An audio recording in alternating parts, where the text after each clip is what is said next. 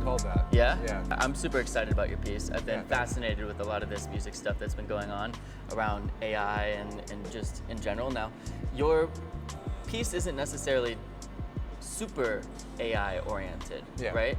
It's more about giving control over the certain elements of the song that you put together. But what is this generative element to your piece? Because it'll go forever, right? It's going to be going the whole duration of the show. How does that work? So it uses a lot of different melodies, chord progressions, different sound sources and instruments, and it randomizes which combination of them are happening at any given time.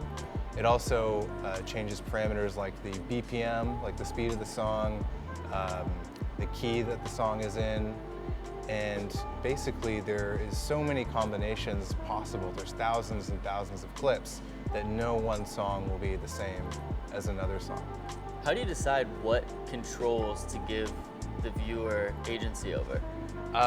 Controls that when, or if, not abused, but if used very frequently, won't interrupt the musicality or the experience for everyone else.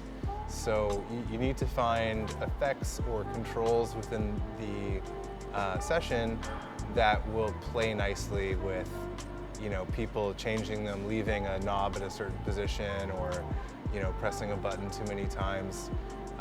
So you need to give them control, but limited control. I think what you're doing is fascinating because as somebody who doesn't have a traditional music background, to be able to step in and almost kind of have training wheels in a sense to explore the different ranges of a soundtrack, it's inspiring. It makes you feel like, oh, I can do this. I want to jump in. I want to start playing with these tools as well.